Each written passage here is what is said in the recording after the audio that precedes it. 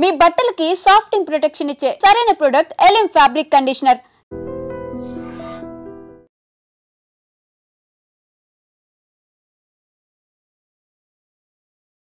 Welcome to I dream. Gujarat Ahmedabad international ఎయిర్పోర్ట్లో Air India flight కుప్పకూలిపోయింది.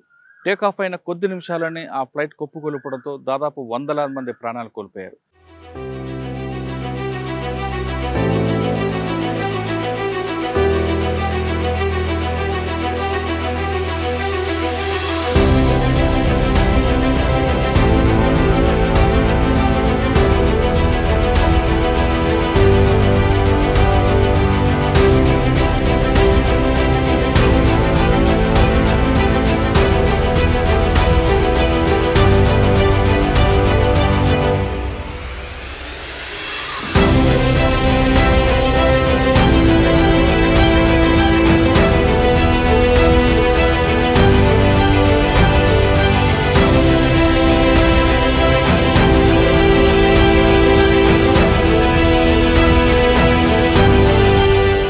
Flight ఎక్కడైతే కూలిపోయిందో ఆ ప్లేస్లో ఉన్న మెడికల్ స్టూడెంట్స్ 20 మంది చనిపోయారు.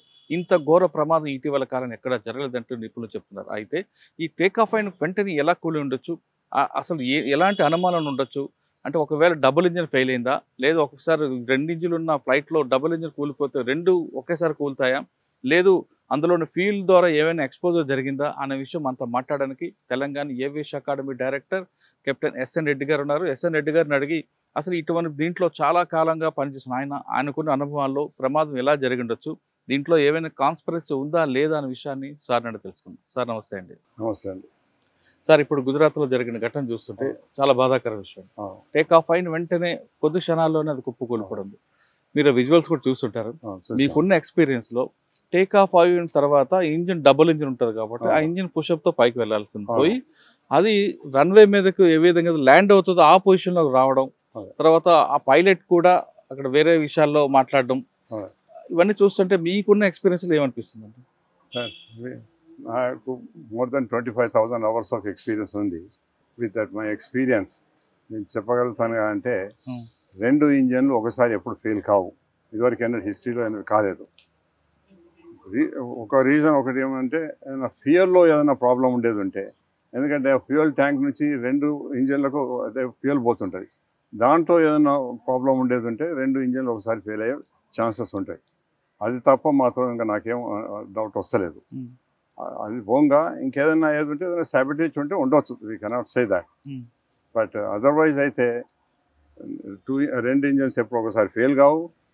ఏదో ఒక ఇంజన్ ఫెయిల్ అవుతుంటే the captain is trained and is an experience person. He can always take care of the 1 engine, and with another 1 engine, aircrafts are designed to fly safe, absolutely safe.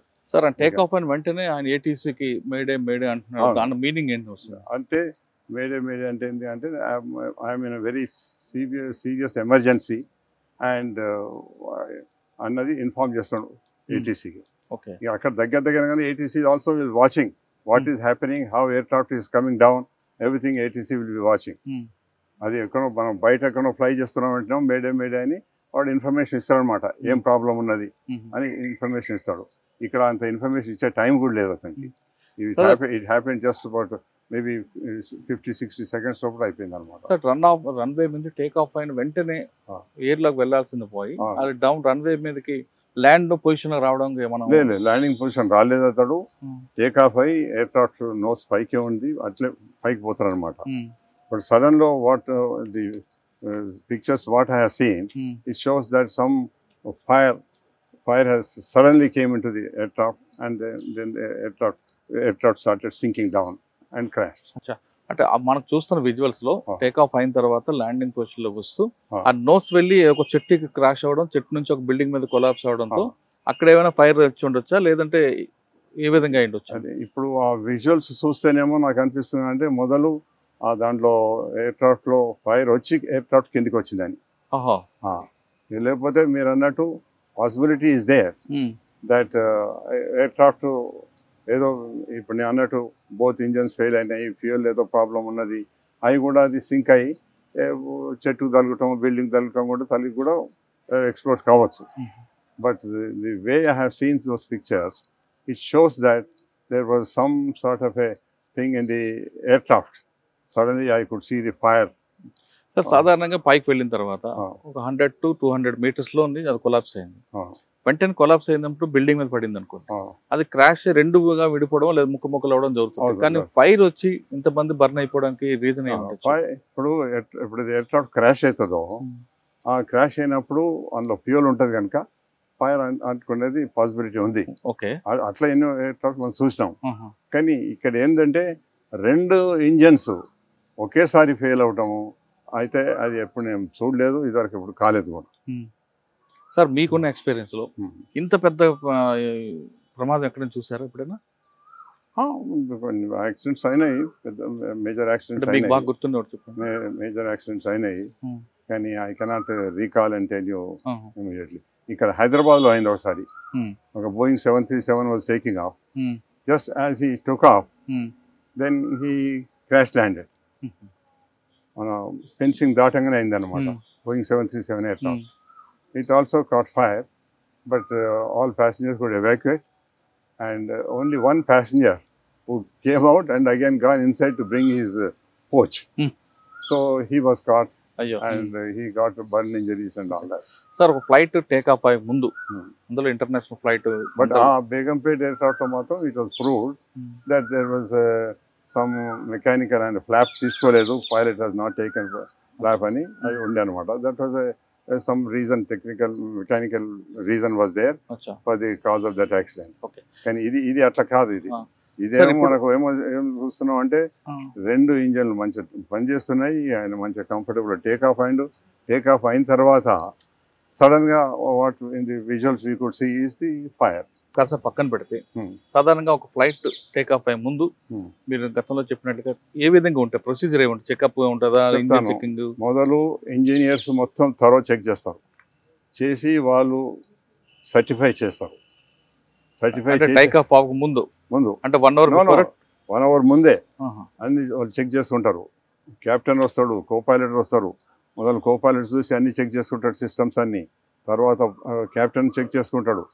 Check చేసుకొని మొత్తం ఇద్దరు satisfy అయిన తర్వాత వాళ్ళు పోయే డెస్టినేషన్కు ఎంత fuel కావాలి, మళ్ళీ అక్కడ నుంచి డెస్టినేషన్లో ఏదైనా వెదర్ మంచిగా లేకపోతే ఆడికి డైవర్ట్ చేయాలంటే ఇంకా ఎంత ఫ్యూయల్ కావాలి, ఇవన్నీ క్యాలిక్యులేట్ చేసుకొని దాని ప్రకారంగానే పైలట్ ఇన్ఫార్మ్ చేస్తాడు నాకు ఇంత ఫ్యూయల్ కావాలని. వచ్చి చెక్ చేసుకుంటాడు, అవన్నీ సాటిస్ఫై కావాలి. ప్రతి సిస్టమ్స్ చెక్ చేసుకుంటాడు. ప్రతి దానికి ఇదివరకు ఏమన్నా హిస్టరీ ఉందా చెక్ చేసుకుంటాడు. ఇదివరకు ఎయిర్క్రాఫ్ట్లో ఏమైనా ప్రాబ్లమ్స్ ఉండేనా, ఏమైనా రెక్టిఫై చేసిందా, అర్లియర్ పైలట్ ఏమైనా రిపోర్ట్ ఇచ్చినా, అవన్నీ కంప్లీట్ మంచిగా చెక్ చేసుకున్న తర్వాతనే he will accept the aircraft. ఎందుకంటే నేను చెప్తాను, ఇప్పుడు ఏది ప్రమాదమైనా కానీ ఓన్లీ ప్యాసింజర్స్ కాదు, పైలట్ కూడా వస్తాడు. అందుకొరకు in his own life also he has to take lot of precautions. Sir వీళ్ళిద్దరు కాకుండా టెక్నికల్ వైపు నుంచి అంటే ఫ్యూల్ విషయంలో కానీ మిగతా విషయంలో కానీ టెక్నికల్ టీమ్ ఎవరైనా చెక్ చేస్తారా? ఇంజనీర్స్ ఉన్నారండి.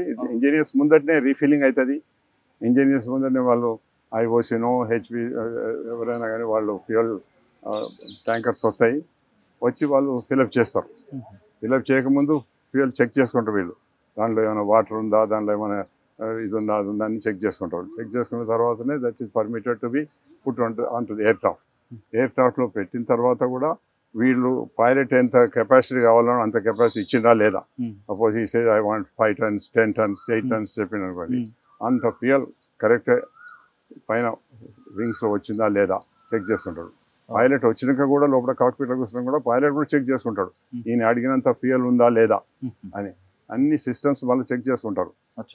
సార్ ఇప్పుడు మీరు మన విజువల్స్ చూస్తున్నాం, విజువల్స్ లో ఒక్కసారి బ్లాస్ట్ అవడం, ఫ్లేమ్స్ రావడం జరిగింది. అంటే పెట్రోల్ ఒక్కసారి ఆ వైట్ పెట్రోల్ అంతా ఒక్కసారి బ్లాస్ట్ అవడంతో ఫ్లేమ్స్ వచ్చి అనుకుంది. పెట్రోల్ ట్యాంక్ ఒకవేళ ఆ కార్గోలో అంటే మన ఫ్లైట్ లో ఏమైనా మీరు చెప్తున్నాడు ఎక్స్పోజర్ అంటే ఒక చిన్న ఊహాగానం ఏమైనా జరిగింది అనుకోండి, అది వెళ్ళి క్లాష్ అయితే ఫ్లైట్ లో ఏమైనా జరిగి ఉండొచ్చు అంటారా? అట్లా మీరు అన్నట్టు కనుక ఏదైనా ఎక్స్ప్లోసివ్ ఉండేది ఉంటే ఎక్స్ప్లోసివ్ తోటి సడన్ గా ఎక్స్ప్లోడ్ అయిపోతుంది.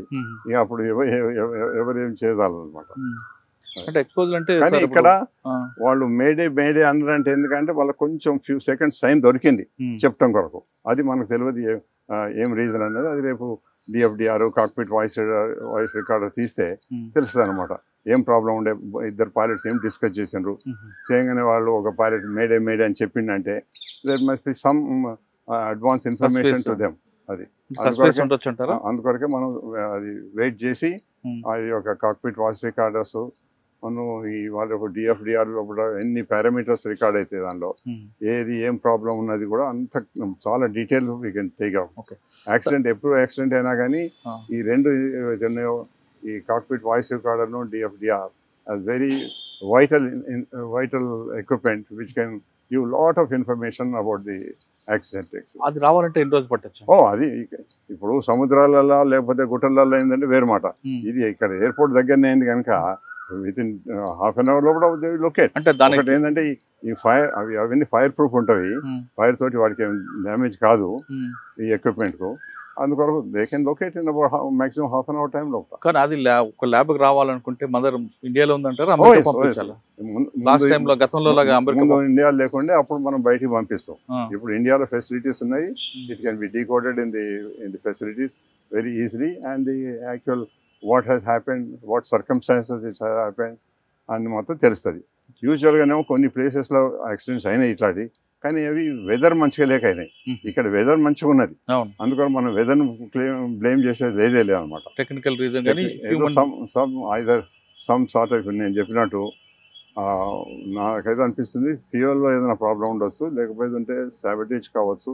కానీ రెండు ఇంజిన్ ఫెయిల్ అవటం ఒకసారి మాత్రం ఇద్దరికి కాలేదు, అవి మాత్రం నాకు నమ్మకం లేదు. సార్ ఫ్లైట్ టేక్ ఆఫ్ అయిన ముందే మనకి సెల్ ఫోన్స్ అన్ని కూడా ఆఫ్ చేయమని చెప్తారు. ఒకవేళ వీళ్ళు ఎవరైనా పాసెంజర్ సెల్ ఫోన్ కానీ పెడితే ఆ సిగ్నల్ క్రాష్ ఏమైనా జరిగే ఉండే అవకాశం లేదు. దాంతో నావిగేషన్ ఎఫెక్ట్ అవుతుంది, కానీ ఈ ఫ్లైట్ ఆ టేక్ ఆఫ్ అప్పుడు దానితో ఏం ఎఫెక్ట్ కావాలన్నమాట. మనం టేక్ ఆఫ్ అయిపోయిన తర్వాత navigation signals can be affected with that cell phones and all that. But ఇక్కడ అటువంటి రీజన్ లేదన్నమాట. ఎందుకంటే ఇది immediately after take off and with in the vicinity of airport as happened. Airport నుంచి వాళ్ళు చూస్తుంటారు కూడా, వాళ్ళు కూడా ఏటీసీ ఆఫీసర్స్ బైనాక్యులర్స్ పెట్టుకొని చూస్తుంటారు. ఎయిర్క్రాఫ్ట్ టేక్ ఆఫ్ అయ్యి కొంచెం సేఫ్ హైట్ పోయి వాళ్ళకు ఎయిర్క్రాఫ్ట్ కనిపించేంత వరకు వాళ్ళు చూస్తూనే ఉంటారు అనమాట. అది అందుకొరకు they will also be I witnesses ఉంటారు. ఎట్లా అయింది, మొదలు ఫైర్ స్టార్ట్ అయ్యి ఎయిర్క్రాఫ్ట్ కిందకి వచ్చిందా, లేకపోతే కింద ఎయిర్క్రాఫ్ట్ పడ్డ తర్వాత ఫైర్ వచ్చిందా, అవన్నీ వాళ్ళు. విజువల్స్ లో మాత్రం మనకి ఎయిర్ లో ఉన్నప్పుడు ఫైర్ కనిపిస్తుంది, క్రాష్ అవ్వబట్టి చెట్టు కొట్టడం బట్టి అయ్యింది వచ్చాము కదా. There could be 2 reasons. One is explosion అవి కూడా కింద పడవచ్చు, లేకపోతే పడ్డ తర్వాత కూడా ఎక్స్ప్లోడ్ కావచ్చు. 2 reasons. దట్ ఫ్లైట్ ఒక్కసారి డౌన్ అవుతుండగా మీకు చూస్తుంటారు, అది చూస్తాము. ఇవన్నీ eye witnesses only can give. And also ముఖ్యంగా అయితే మనకు ఇప్పుడు లక్కీలీ ఈ సర్కమ్స్టాన్సెస్ మనకు డిఎఫ్డిఆర్ను cockpit voice recorder is the primary equipment, primary instrument which can give lot of information. And అది చూసిన తర్వాతనే ఎవరే కానీ కరెక్ట్ చెప్పగలుగుతారు. ఇప్పుడు ఏమైనా మనం ఊహ చెప్పగలుగుతాం, కానీ మనం కరెక్ట్ రీజన్ చెప్పగలం. అండ్ ఈ పర్టికులర్ దానిలో కూడా మొత్తం ఆ 2 ఎక్విప్మెంట్స్ ఈజీగా దొరుకుతాయి. And maybe by tomorrow they can decode it and will be coming with the truth of the accident. Air India ప్రమాదం వెనక ఎలా జరిగింది అన్న విషయం కరెక్ట్గా తెలియాలంటే అందులో ఉన్న కాక్పిట్లో కరెక్ట్గా వస్తుంది. అది మనకు కనీసం 24 hours దాని ఉన్న ఇన్పుట్ బయటకు వస్తాయి కాబట్టి వాయిస్ రికార్డర్ డిఎఫ్డిఆర్ అంటారు. డిఎఫ్డిఆర్ రెండిట్లో ఖచ్చితంగా ఇన్ఫర్మేషన్ వస్తుంది. కాబట్టి ఇప్పుడు ఊహాగానాలు మనం క్రియేట్ చేద్దంటున్నారు ఎస్ఎన్ రెడ్డి గారు. కానీ ఆయనకున్న సర్వీస్ ప్రకారం డబుల్ ఇంజిన్ ఎప్పుడు ఒకేసారి ఒకేసారి ఆగిపోవు. ఒకవేళ పెట్రోల్ కన్జంప్షన్లో కానీ పెట్రోల్ విషయంలో కానీ ఏవైనా అవ్వచ్చు అనే విషయాన్ని చెప్తున్నారు. కానీ డబుల్ ఇంజిన్ ఒకేసారి ఎప్పుడు ఫెయిల్ అవ్వంటూ ఆయనకున్న ఎక్స్పీరియన్స్ చెప్తున్నారు. అహ్మదాబాద్లో జరిగిన ఎయిర్ ఇండియా విషయంపై ఎస్ఎన్ రెడ్డి గారి యొక్క ఒపీనియన్. మరో విషయంలో మళ్ళీ కలుద్దాం. అంతవరకు నమస్తే అండి. Thank you sir.